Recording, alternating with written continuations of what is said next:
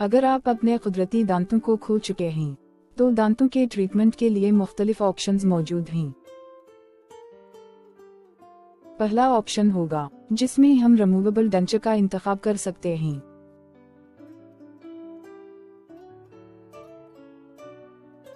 Removable denture मुसोड़ों के साथ थोड़ा ढीला होकर बैठता है, जिसकी जबड़े की हड्डी के साथ इतनी मजबूती नहीं होती।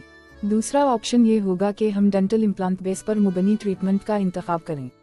ये जबड़े की हड्डी में आपके कुदरती दांतों की रूट्स की जगह फिक्स किया जाता है। रिमूवेबल डेंचर को खुद साख्ता तौर पर फिट किया जाता है, जिसमें हर मरीज के जबड़े की हड्डी के मुताबिक फिक्सिंग होती है। लेकिन वक्त के साथ साथ मुसोड़े सिकुड़ जाते हैं और ये ढीला हो जाता है, और हो सकता है उस तरह की मोमेंट से आपके मुसोड़ों में सूजिश, दर्द, खाना चबाने में और बोलने में भी दुश्वारी का सामना करना पड़ सकता है, और हो सकता है कुछ सालों बाद इसे तब्दील करना जरूरी हो जाए। जबड़े में फर्क आने से बदलती हुई शेप पर फिट हो जाए। ये मरीज के लिए मायूस किन हो सकता है, जो कई सालों तक उस डेंचर की देखभाल भी करता है।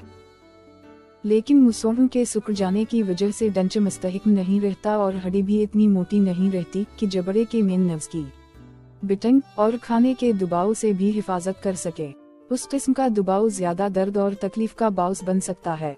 जबड़े की हड्डी के कमजोर होने और गिरने को रोकने का वाहिद हिलशुदा तरीका है कि अपने दांतों के कुदरती रूट्स की जगह को इम्प्लांट से बदल दिया जाए, जो कि फिक्स इम्प्लांट ब्रिज के नाम से जाना जाता है, और आमतौर पर उसमें 8, 10 या 12 डेंटल इम्प्लांट इस्तेमाल करते हैं।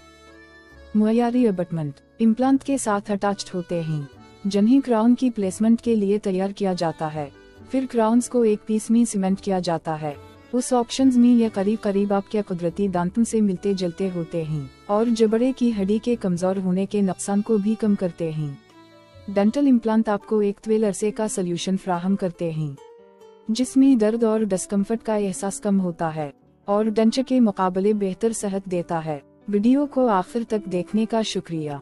सब्सक्राइब करके लाइक जरूर करें।